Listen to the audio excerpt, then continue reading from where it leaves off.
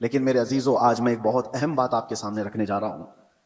ہو سکتا ہے دنیا اسی پہلی والی کیفیت پر واپس آ جائے گی، اسی کیفیت پر جہاں سے شروع ہوئی تھی. آج کے حالات دیکھ کر یہ لگتا ہے پیٹروٹ میزائل اور نیوکلیئر ویپنز کے ذریعے سے پوری دنیا ایسی تباہ ہو رہی ہے. یہ تو ابھی ہتھیاروں کا استعمال پورا نہیں ہوا. جو ہتھیار یہ سپر پاور کنٹریز بنا کر کے بیٹھے ہوئے ہیں، ان کا ابھی استعمال نہیں ہوا. 1945 میں جو نیوکلیئر کا استعمال ہوا تھا، اس کا اثر آج تک ہوتا ہے جاپان میں، ناگاساکی اور ہیروشیما میں. آج سے تقریباً 70 سال پہلے استعمال کی ہوئی چیزوں کا آج بھی اثر ہے. نسلیں وہاں کی لنگڑی لولی ہیں، زمین بنجر ہے کہ کبھی سبزہ نہیں اگے گا. اور اس زمانے میں بنایا ہوا وہ نیوکلیئر ویپن تھا. 70 سال کے بعد تو ٹیکنالوجی بہت آگے بڑھ چکی ہے. آج کے ان کے پاس جو نیوکلیئر ویپن ہیں، جو دانشور بتاتے ہیں کہ ایک کنٹری ہی جس کے پاس نیوکلیئر، امریکہ ہو یا رشیا ہو، وہ 9 بار دنیا کو تباہ کر سکتے ہیں. پوری دنیا کی بات کر رہا ہوں. اتنے ہتھیار وہ جمع کر کے رکھے ہوئے ہیں. ان کا تو ابھی استعمال نہیں ہے، بڑے بڑے میزائل کا بھی استعمال نہیں. لیکن میں آپ کو جو بات چھیڑا کہ کیا دنیا واپس اپنے پہلی کیفیت پر آئے گی، میں آپ کو بہت کوئی پیشن گوئی کرنے والا، پریڈکشن کرنے والا، اس انداز میں بھوشمانی کرنے والا اس انداز سے نہیں بتا رہا ہوں. قرائن اور قیاس. آج ایک ہی انرجی پر آپ کی روک لگا دی جائے تو دنیا میں ہماری زندگی ٹھپ پڑ سکتی ہے. آپ کو پتا ہے تیل اور گیس کے معاملات میں آج دنیا جوجھ رہی ہے. صرف یہ انڈینز کا مسئلہ نہیں ہے، تقریباً دنیا کا. اور آپ کو اندازہ ہونا چاہیے یہ جو جنگ چل رہی ہے امریکہ، ایران، اسرائیل کے بیچ میں، سب کو خبر ہے. تقریباً آج انٹرنیٹ سے سب لگے ہوئے ہیں اور خبریں لیتے رہتے ہیں. ایران کے پاس ایک ہرمز اسٹریٹ ہے جس سے سارے شپس گزرتے ہیں. دنیا وہاں سے اپنے تیل اور گیس اور فرٹیلائزر کی کھپت کرتی ہے، لیتی ہے، دیتی ہے. لیکن حیرت کی بات یہ ہے پوری دنیا وہاں سے جو ٹریڈ کرتی ہے وہ صرف 25% ہے، 75% نہیں. 25% وہاں سے تیل دنیا کا آتا ہے. مجھے حیرت اس بات کی ہوتی ہے کہ ایران نے صرف 25% پہ روک لگائی تو ابھی دنیا اس کی حالت یہ ہے. صرف ابھی 20-25% کو روکا گیا ہے. سپلائی چین رک گئی ہے تو ابھی سے لوگ پینک ہونا شروع ہو چکے ہیں. یہ تو ابھی آپ کو اندازہ نہیں چند دنوں کے بعد جو حالات آنے والے ہیں. اللہ ہی خیر کرے. شاید ہم لوگ لاک ڈاؤن سے بھی بری حالت کی طرف جا سکتے ہیں. اللہ بچائے. یہ تو صرف 25% پر اگر کسی نے روک لگائی ہے تو دنیا پینک ہو رہی ہے. میرے عزیزو، وہ وقت آئے گا. میرے آقا صلی اللہ تعالی علیہ وسلم نے جو قیامت کے قریب ہونے والی نشانیاں بیان فرمائی، اس میں سے بڑی نشانیوں میں ایک نشانی یہ بھی ہے کہ قتل اور خون ریزی بہت بڑھ جائے گی. اتنی زیادہ کہ ایک باپ کی اگر 100 اولاد ہیں تو 99 مر جائیں گے اور ایک بچے گا. قتل اور حرج اتنا بڑھ جائے گا. مال کی کثرت ہو جائے گی. یہ بھی حدیث پاک میں ہے جو قیامت کی نشانیاں ہیں اس میں. اور یہ جو حالات ہیں، ابھی کسی نے ایک حدیث بھی سوشل میڈیا پر نشر کر کے بہت وائرل کیا تھا، اس پر بھی میں آپ سے گفتگو کروں. ایک حدیث ملتی ہے، اذا رأیتم عمود احمر قبل المشرق، جب ایسٹ کی طرف سے، اب یہ تو ایریا پورا مڈل ایسٹ ہی ہے، مشرق کی طرف سے تم آگ کا ستون دیکھو تو حضور فرماتے ہیں فَادَّخِرُوا طَعَامَ سَنَتِكُمْ، تو اپنے 1 سال کا کھانا جمع کر لو. اور اس میں حدیث میں یہ بھی کہا گیا ہے اذا رأیتم عمود احمر عمود نار احمر، ایسا حدیث کے الفاظ ہیں، فی شہر رمضان. حدیث میں یہ ملتا ہے کہ رمضان کے مہینے میں جب مشرق کی طرف تم آگ اگلتی ہوئی دیکھو تو اپنے سال بھر کا کھانا پانی جمع کر لو. اب ایک طرح سے اس حدیث پر جو کلام ہے وہ بھی میں عرض کر دوں. اکثر ائمہ اکرام نے اس حدیث کو ضعیف قرار دیا ہے، اور ضعیف احادیث بہت ساری اعمال میں مقبول ہوتی ہیں. لیکن جن ائمہ نے اس کو ذکر کیا، اب اس کی تشریح ہم یہ نہیں کہتے کہ جس آگ کا اور جس ستون کا ذکر آیا ہے وہ یہی جنگ کے متعلق ہے اور یہی ایران سے نکلنے والی آگ کا ہے، یہ ہم یقین کے ساتھ نہیں کہتے. لیکن الفاظ یہ ملتے ہیں کہ مشرق کی سمت سے اگر تم آگ کا مینار دیکھو، یہ میزائل جب اڑتے ہیں تو یہ آگ کا مینار ہی بن جاتے ہیں، آگ کا ستون بن جاتے ہیں. بہرحال بہت ساری علامات ایسی ہیں میرے عزیزوں جس سے یہ اندازہ تو ہے کہ یہ آپس میں دنیا کو تباہ کریں گے. یہ طاقتیں ٹکرائیں گی اور دنیا کو تباہ کریں گے. عام لوگوں کی موت کثرت سے ہوگی. بڑے لوگ اپنی اپنی سیکیورٹی اور اپنی حفاظت کا انتظام کر کے بیٹھے ہوں گے. عام انسانوں کو مرنے کے لیے چھوڑ دیا جائے گا. جنگوں میں سب کی تباہی ہے. کہنے کو تو امریکہ کل اعلان کر دے گا کہ ہم جیت گئے. جیت کس بات کی ہے؟ کیا انسانوں کے ہزاروں قتل کے بعد کوئی جیتتا ہے؟ ادھر بھی قتل ادھر بھی قتل، اور انسانوں کی موت کے بعد ونر کس کو کہا جاتا ہے؟ یہ تو صرف اور صرف اپنے نفس کو بڑا بنانے کا ایک ذریعہ ہے، باقی جیت کسی کی نہیں ہوتی جنگوں میں۔ مرتے ادھر بھی ہیں، مرتے ادھر بھی ہیں، ہاں اتنا ہے کہ ادھر کم مرے ادھر زیادہ مرے، لیکن موت تو ہے۔ تو ناحق جو لوگوں کا قتل ہوتا ہے اور انسان اس میں مارے جاتے ہیں، یہ صرف اور صرف طاقتوں کے ٹکراؤ سے ہے۔ میں آپ سے ایک بات عرض کر رہا ہوں، اندازہ کرو کہ اگر دنیا نے تمہارے سپلائی چین کی نس کو تھوڑی دیر کے لیے روک لیا تو تم کیا کرو گے؟ ایک وقت وہ آئے گا جب مخبر صادق صلی اللہ تعالیٰ علیہ وسلم نے فرمایا قحط اتنا زیادہ ہو جائے گا کہ لوگ ایک دوسرے کا گوشت کھانے کی کوشش کریں گے۔ قحط سالی ایسی آ جائے گی، ساری قحط سالی۔ کس کو کہتے ہیں قحط؟ ایک حدیث میں تو ملتا ہے کہ دجال کے آنے سے 3 سال پہلے پہلا سال ایسا ہوگا کہ زمین 1/3 حصہ سبزہ اگانا روک دے گی اور آسمان 1/3 حصہ بارش برسانا چھوڑ دے گا، اور دوسرا سال ایسا آئے گا کہ زمین آدھا حصہ سبزہ اگانا چھوڑ چکی ہوگی اور آدھا حصہ آسمان بارش برسانا روک دے گا، اور تیسرا سال ایسا آئے گا کہ زمین پورا حصہ سبزہ اگانا چھوڑ چکی ہوگی اور آسمان پورا ہی بند ہو چکا ہوگا، کوئی بوند قطرہ نہیں گرے گا بارش کا۔ اور اس وقت لوگ قحط میں ایسے مبتلا ہوں گے کہ ان کے پاس کھانے پینے کی کوئی چیز نہیں رہ جائے گی۔ یہ تو دجال کے ظہور سے پہلے کی علامت بتائی گئی ہے، لیکن کچھ روایات میں آپ کے سامنے یہ بھی رکھتا ہوں۔ جن چیزوں کے ہم ہیبیٹیٹ ہیں، عادی ہیں، ان چیزوں کے استعمال پر اگر روک لگی تو ہماری زندگی اتھل پتھل ہو جائے گی۔ آپ کو صرف ایسا لگتا ہے کہ گیس اور تیل کے رکنے سے کیا ہوگا، کسی انرجی انفراسٹرکچر پر حملہ ہونے سے کیا ہوگا؟ میرے عزیزو، آج جس سچویشن میں ہم ہیں ہماری زندگیاں پوری الٹ پلٹ ہو جائیں گی۔ ہم وہ لوگ نہیں ہیں جو چکی پیس کر کھانے والے تھے، آج مشینوں کے دور میں جینے والے لوگ ہیں۔ تمہارے پاس ایک چمچ مسالہ بھی بغیر مشین کے پیسا ہوا نہیں ہوتا۔ ہر چیز کے لیے تمہیں انرجی کی ضرورت ہے، ہر چیز کے لیے تمہیں کرنٹ اور تیل اور گیس کی ضرورت ہے۔ ایسی عادت ہمیں آج لگی ہوئی ہے، ہمارا کوئی کھانا بغیر مشینوں سے گزرا ہوا نہیں آتا، کوئی کھانا۔ ہاں صرف اور صرف قدرتی پھل فروٹ کھا لیے تو الگ بات ہے، باقی سارے جو کھانے کے جو ہمارے عادات ہیں یہ بغیر انرجی پروسیس سے نہیں آتے ہمارے پاس۔ کل کو جب یہ سواریاں رک جائیں گی، جب یہ نقل و حمل ایک جگہ سے دوسری جگہ جانے کے ٹرانسپورٹ اور کمیونیکیشن سب رک جائے گا تو لوگوں کے اندر کا ایک پاگل پن باہر آئے گا۔ یہ ابتدا ہے۔ دوسری ایک چیز، آج سے تقریباً 9 سال قبل میں نے ایک بیان میں عرض کیا تھا، کرپٹو کرنسی کا جو یہاں پر دنیا میں رواج لانے کی کوشش کی جا رہی ہے، اس سے کیا ہونے والا ہے؟ ایک بات میں آپ کو بتاؤں، ان قریب ایسے حالات آئیں گے کہ آپ کا مال و دولت سب ختم کر دیا جائے گا۔ آپ کے جیب میں جو یہ سکے اور پیسے ہیں ایک دن یہ سب نکل جائیں گے، ویسے بھی ابھی آدھے سے کم رہ گئے آپ کے پاس۔ آپ کی جو دولت ہے وہ سب آپ کے بینکوں میں ہے، اور آپ موبائل لے کر کے گھومتے ہیں یا ATM کارڈ لے کے گھومتے ہیں۔ آپ کو بینک نے صرف اتنا بتایا اتنے ڈیجٹ ہیں آپ کے پاس پیسے، آپ کو بھی یقین ہے 10 لاکھ روپے آپ نے بینک میں جمع کیا اور 10 لاکھ کا ڈیجٹ آپ کو بینک نے دے دیا آپ کے موبائل کے میسج پر، اور آپ کو یقین ہے میرے پاس 10 لاکھ ہیں، پکڑنے میں کچھ بھی نہیں آپ کے پاس، اور نہ ہی روز جا کر کے آپ بینک کا مشاہدہ کر رہے ہیں کہ میرے جو نوٹ دیا تھا وہ ہیں کہ نہیں ہے، ہیں کہ نہیں ہے۔ آپ کو اس سے کوئی مطلب نہیں۔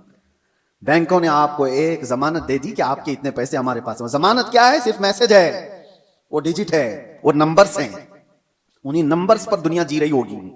ابھی یہ رواج اور بڑھتا جائے گا، آپ جو کیری کرتے تھے سکے اور نوٹ وہ بھی ختم کر دیے جائیں گے، کچھ نہیں ہوگا کسی کے پاس، اور سارا ٹرانزیکشن آپ کا جو چلتا ہے وہ انٹرنیٹ سے چلتا ہے۔ جس دن انٹرنیٹ کو شٹ ڈاؤن کر دیا جائے گا، سارے کے سارے فقیر ہوں گے، کسی کے پاس کچھ نہیں ہوگا، ان کے ہاتھوں میں نہ کوئی رقم ہوگی نہ کوئی پیسہ ہوگا، کیونکہ سب کچھ ان کو بتایا گیا تھا کہ بینک میں اتنے ڈیجٹ ہیں ہمارے پاس۔ اس کی کیا شیورٹی ہے کہ کبھی انٹرنیٹ بند نہیں ہوگا؟ اس کی کیا گارنٹی ہے؟ میرے عزیزو، اسی لیے پہلے کے دور میں لوگ درہم اور دینار رکھتے تھے۔ درہم اور دینار کیا ہوتے ہیں؟ درہم چاندی کا سکہ ہوتا تھا اور دینار سونے کا سکہ ہوتا تھا۔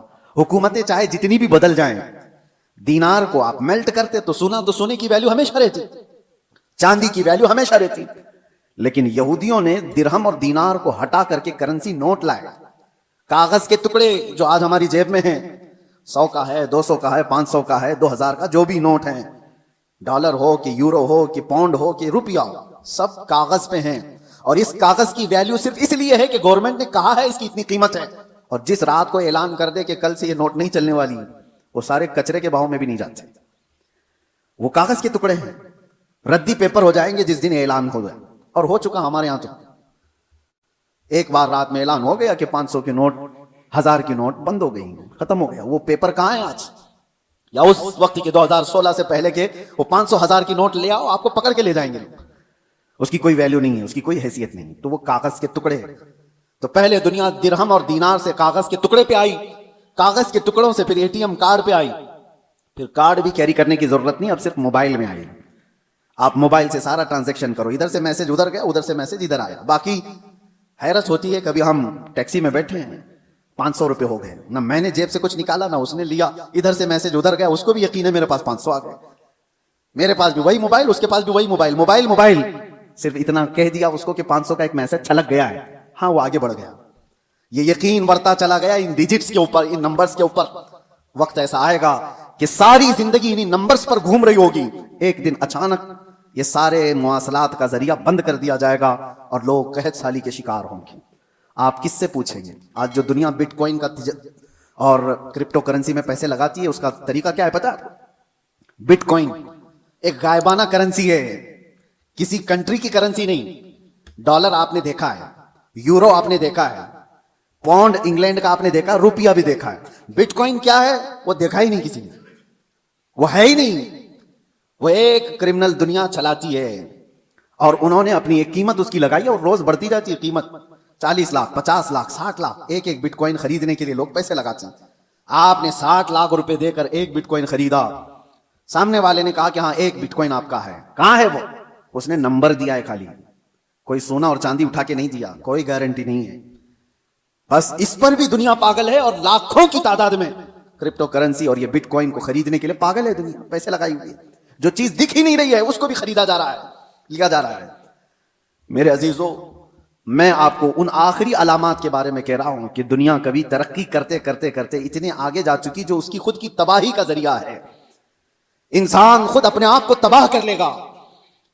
آج یہ تمام ذرائع پر نربھر ہو کر کے رہنا یہ ہماری تباہی کے قریب جانے کا ہے. اب میری باتوں کو کچھ ماڈرن لوگ یہ کہیں گے کہ یہ پرانے خیالات کی بات کر رہے ہیں، ترقی کو نہیں چاہتے ہیں، آسانی کو نہیں چاہتے. میرے عزیزوں، ترقی اور آسانی کون نہیں چاہتا، لیکن تمہارے پاس شیورٹی اور گارنٹی کیا ہے؟ کسی چیز کی نہیں. اور آج دنیا کو جس انداز سے نربھر کر کے رکھا گیا ہے، تقریباً پوری دنیا ایسی ہے آج جو کریڈٹ پر تجارت کرتی ہے، سود پر تجارت کرتی ہے. سب کو کریڈٹ کارڈ پکڑائے گئے ہیں، تم سود بھرتے رہو، انٹرسٹ بھرتے رہو. لون کی دنیا پر آدھے سے زیادہ دنیا چل رہی ہے. میرے عزیزو، یہی قرب قیامت کی علامات ہیں، یہ نشانیاں ہیں. میں آج ہی پڑھ رہا تھا حدیث پاک، حضور صلی اللہ تعالی علیہ وسلم کی ایک حدیث ہے، لوگ زنا راستے پہ ایسا کر رہے ہوں گے جیسے گدھے اور کتے کرتے ہیں. اور اس زمانے میں سب سے شریف آدمی کون ہوگا پتا ہے آپ کو؟ زنا کر رہے ہوں گے لوگ ننگے ہو کر کے، ان میں سب سے شریف آدمی وہ ہوگا جو یہ کہے گا کہ بھائی تھوڑا دیوار کے پیچھے چلے جاؤ. وہ صرف اتنا کہنے والا اس زمانے کا سب سے شریف آدمی ہوگا. جو گناہ کر رہا ہے ان سے صرف وہ اتنا کہے گا کہ دیوار کے پیچھے چلے جاؤ، اتنا کہنے والا اس زمانے کا شریف آدمی ہوگا. وہ زمانہ قریب ہے میرے عزیزوں. اور یہاں تک کہ ایمان والوں کو لوگ تانا مار رہے ہوں گے، اس کو دیکھو یہ مسلمان ہے، اس کو دیکھو، ایسے تانا مار رہے ہوں گے جیسے چوروں کو تانا مارا جاتا ہے. ایمان پر زندہ رہنا اور قائم رہنا ایک بڑا مشکل ہو جائے گا. آج آپ کے سامنے میں یہ ساری باتیں اس لیے رکھ رہا ہوں کہ ہم قبرستان کی طرف سے گزریں گے تو یہ احساس کریں گے جو قبر میں سویا ہے وہ کتنا محفوظ ہے، کاش اس کی جگہ میں ہوتا. حضور نے فرمایا، حدیث ہے یہ، قیامت کے قریب تم قبرستان سے گزرو گے تو یہ تمنا کرو گے کہ قبر میں سویا ہوا آدمی کتنا اچھا ہے کہ وہ مجھ سے پہلے دنیا میں فتنوں سے محفوظ چلا گیا. آج یہ سارے فتنے وہ نہیں دیکھ رہا ہے. ایک بات آپ یاد رکھ لینا، یہ جنگوں کے حالات دنیا کو ابھی بدل کے رکھنے والے ہیں. اگلے سال تک اللہ نے اگر زندگی دی تو دیکھنا دنیا کا نقشہ بدل چکا ہوگا، جینے کے انداز بدل چکے ہوں گے، بہت ساری نئی چیزیں آپ کو سننے میں آئیں گی اور دیکھنے کو ملیں گی، طور طریقے بدل چکے ہوں گے. اچانک ہونے والے حالات پوری دنیا کو اکثر بدل کر رکھیں گے. اس لیے ہر گھڑی آپ ایکٹیو رہو کہ ایمان کے ساتھ دنیا سے جانا ہے. ان فتنوں کے دور میں ہر گھڑی آپ اپنے ایمان کی حفاظت کی فکر کرو. اب جو دور آ رہا ہے اس سے خطرناک دور دنیا کی ابتدا سے لے کر اب تک نہیں آیا، کبھی نہیں. اس سے زیادہ خطرناک دور کبھی پہلے نہیں آیا. جو آنے والا ہے وہ دجال کے ظہور کا زمانہ ہے.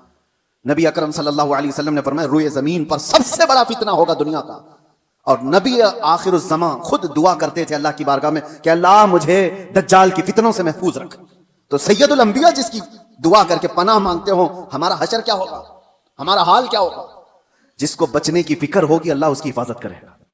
جو بچنے کی فکر ہی نہیں کرتا ہو، خوف ہی نہ ہو اس کے دل کے اندر، پھر تو وہ ختم ہو جائے گا۔ اب میں ایک اور حدیث بیان کر کے میرے اپنے موضوع کے سلسلے میں نے آج کیوں چھیڑا اس کو، ایران، امریکہ، اسرائیل، یہ دنیا میں ابھی سب کی زبانوں پر چل رہے جنگ کے حالات ہیں۔ اس دوران میں نے حدیث یہ پڑھا کہ دجال کے ظاہر ہونے کا وقت جو ہے وہ اللہ بہتر جانے، لیکن جو جگہ ہے نبی پاک صلی اللہ علیہ وسلم نے فرمایا وہ بھی ایران کی طرف سے ہی ظاہر ہوگا۔ دجال کے ظاہر ہونے کی جگہ جو بتائی گئی وہ مشرق کی طرف سے ظاہر ہوگا۔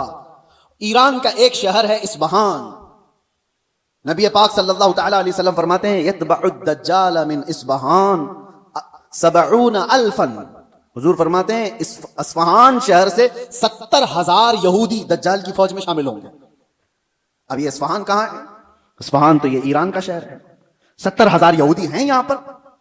نہیں، لگتے تو نہیں ہیں، لیکن حدیث پاک ہے، اللہ کے نبی صلی اللہ علیہ وسلم نے فرمایا 70,000 یہودی دجال کی جماعت میں داخل ہوں گے، وہ ایران کے اس شہر سے داخل ہوں گے، اس کی فوج میں آئیں گے۔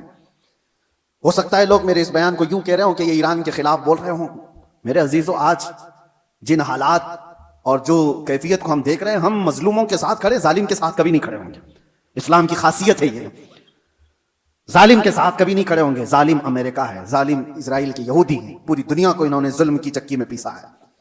لیکن ایران کی جو کیفیت ہوگی، 70,000 یہودی وہاں سے نکلیں گے اور دجال کی جماعت میں آئیں گے، تو اتنا لگتا ہے کہ غالباً ایران پر یہودیوں کا ایسا قبضہ ہوگا، تبھی تو وہاں 70,000 یہودی ہوں گے۔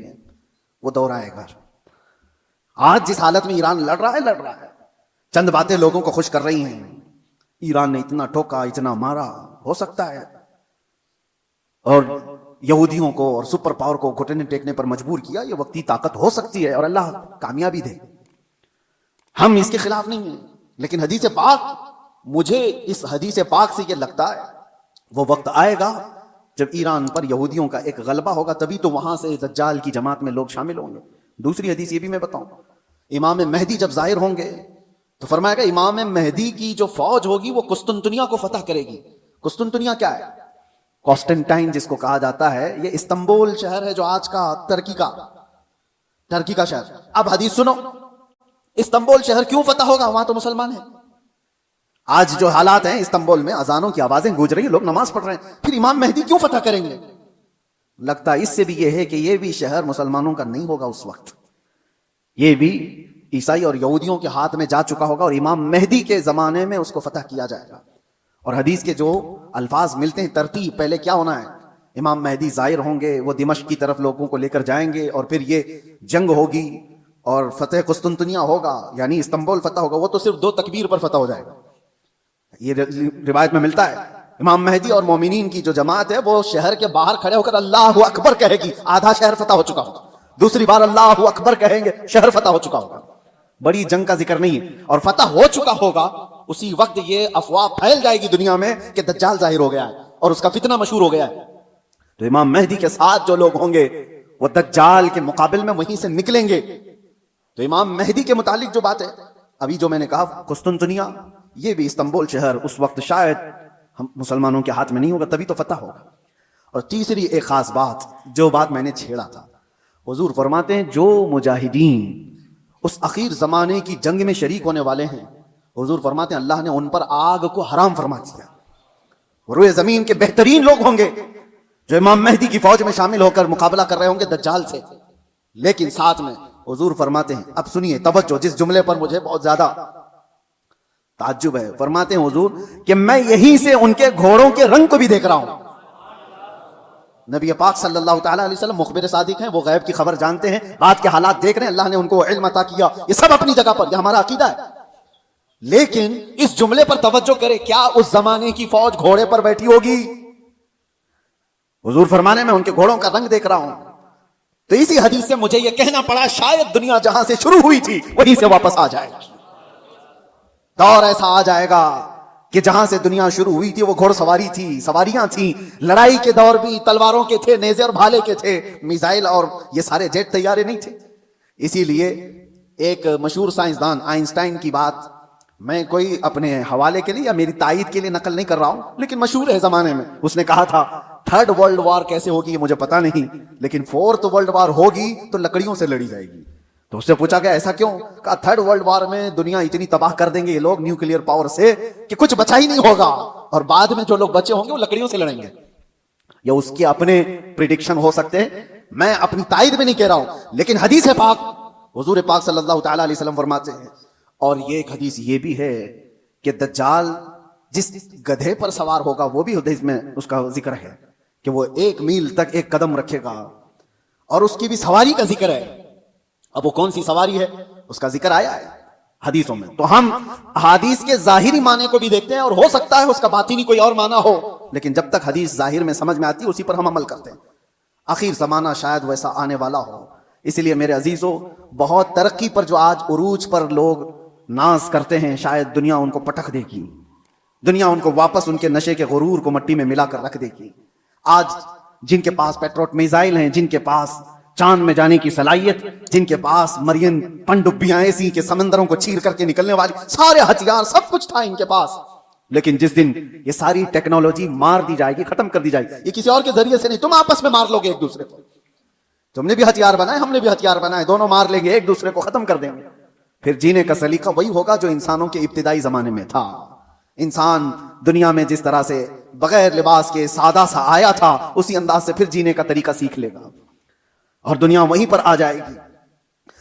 اور ایک حدیث حضور پاک صلی اللہ تعالی علیہ وسلم نے آخری وقت کے متعلق جو فرمایا کہ قیامت جب آئے گی تو کیا حالت ہوگی اس وقت، اور حضور نے فرمایا صرف شریر لوگوں پر، کفار و مشرکین پر قیامت آئے گی، ایمان والے ختم ہو چکے ہوں گے، حتیٰ کہ کعبہ شریف بھی جلا دیا جا چکا ہوگا۔ حدیث پاک میں ملتا ہے کعبہ کو ختم کرنے والا ایک حبشی شخص آئے گا، قرآن اٹھا لیا جائے گا روئے زمین سے، ایمان والے پوری دنیا پر نہیں ہوں گے جب قیامت آئے گی۔ اور قیامت آنے کے وقت، عین وقت جو سور پھونکا جائے گا، اس وقت لوگ کیا کر رہے ہوں گے؟ اس وقت حضور فرماتے ہیں کہ سب اپنے اپنے کاموں میں مشغول ہوں گے، کوئی کھیتی باڑی کر رہا ہوگا، ہل چلا رہا ہوگا، کوئی کپڑا کاٹ رہا ہوگا، اور وہ وہیں سے اپنی کینچی پھینک دے گا، ہل چلا رہا ہوگا وہی پھینک دے گا، وہ آواز سنتے ہی، یہاں تک کہ حاملہ عورت کے پیٹ سے بچہ نکل جائے گا، اس آواز کی دہشت سے دودھ پلانے والی ماں اپنے بچے کو پھینک دے گی۔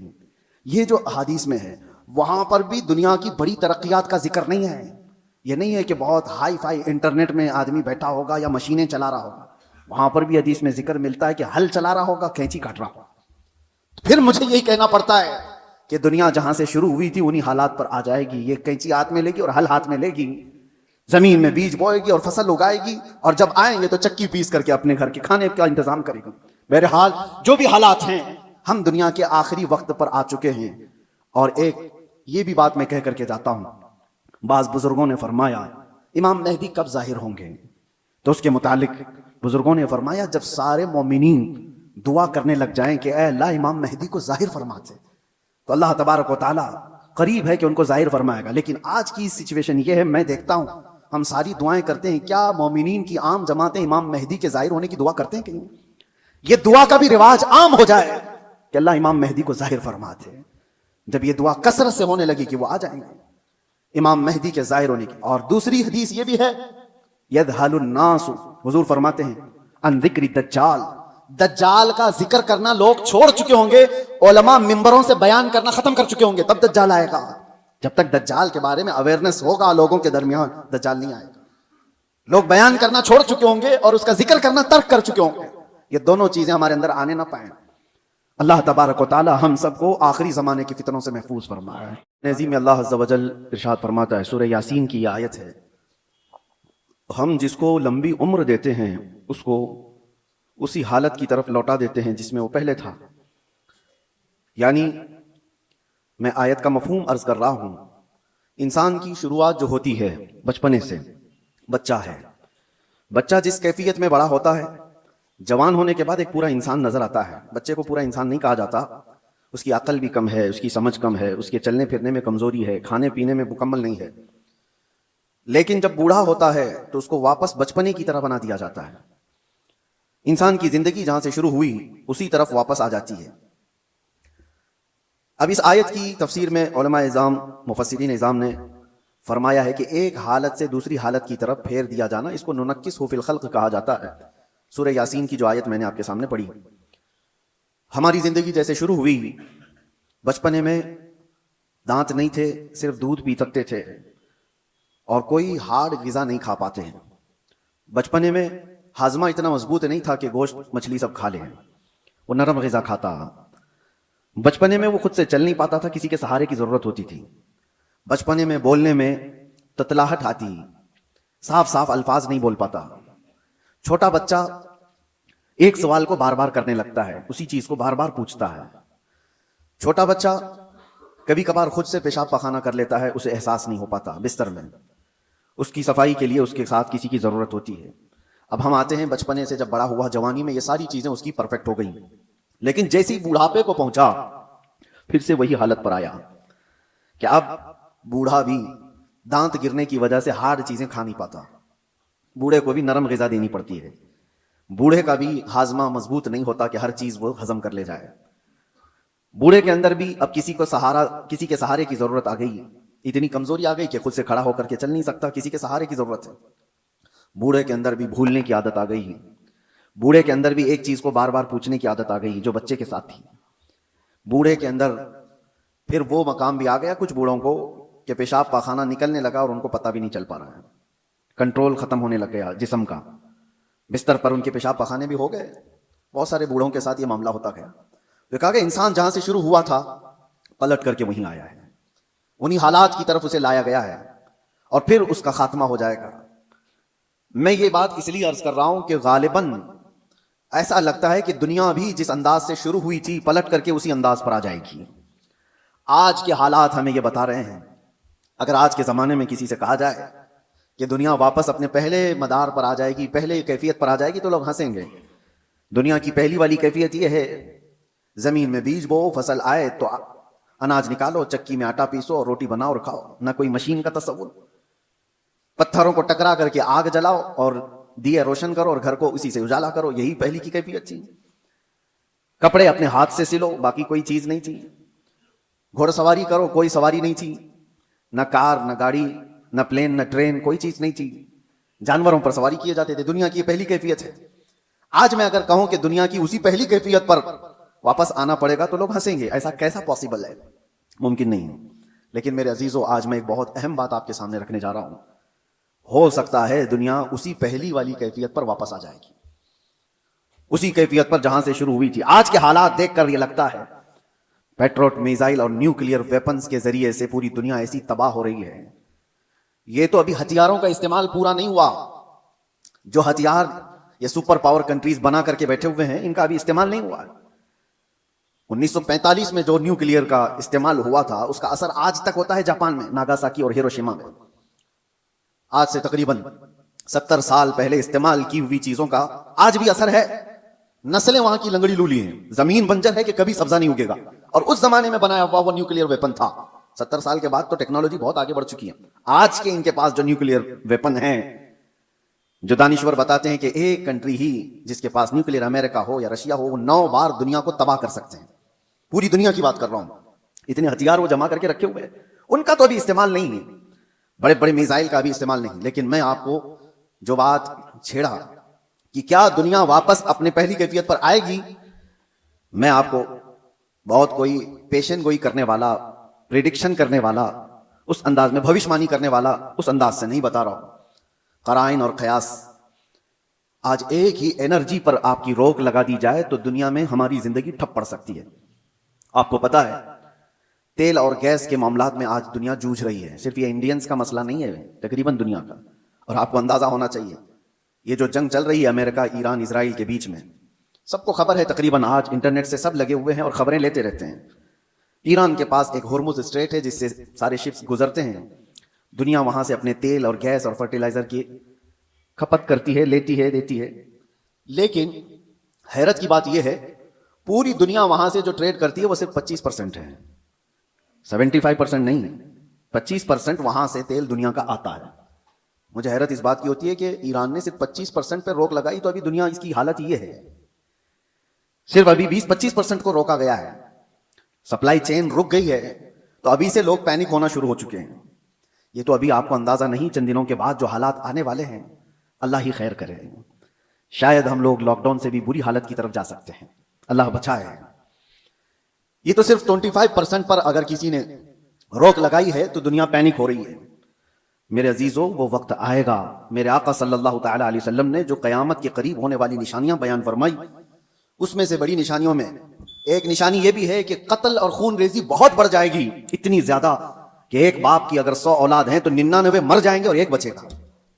قتل اور حرج اتنا بڑھ جائے گا، مال کی کثرت ہو جائے گی، یہ بھی حدیث پاک میں ہے جو قیامت کی نشانیاں ہیں اس میں۔ اور یہ جو حالات ہیں، ابھی کسی نے ایک حدیث بھی سوشل میڈیا پر نشر کر کے بہت وائرل کیا تھا، اس پر بھی میں آپ سے گفتگو کروں۔ ایک حدیث ملتی ہے، اذا رأیتم عمود احمر قبل المشرق، جب ایسٹ کی طرف سے، اب یہ تو ایریا پورا مڈل ایسٹ ہی ہے، مشرق کی طرف سے تم آگ کا ستون دیکھو تو حضور فرماتے ہیں فادخروا طعام سنتکم، تو اپنے ایک سال کا کھانا جمع کر لو۔ اور اس میں حدیث میں یہ بھی کہا گیا ہے اذا رأیتم عمود احمر عمود نار احمر، ایسا حدیث کے الفاظ ہیں، فی شہر رمضان، حدیث میں یہ ملتا ہے کہ رمضان کے مہینے میں جب مشرق کی طرف تم آگ اگلتی ہوئی دیکھو تو اپنے سال بھر کا کھانا پانی جمع کر لو۔ اب ایک طرح سے اس حدیث پر جو کلام ہے وہ بھی میں عرض کرتا ہوں، اکثر ائمہ اکرام نے اس حدیث کو ضعیف قرار دیا ہے،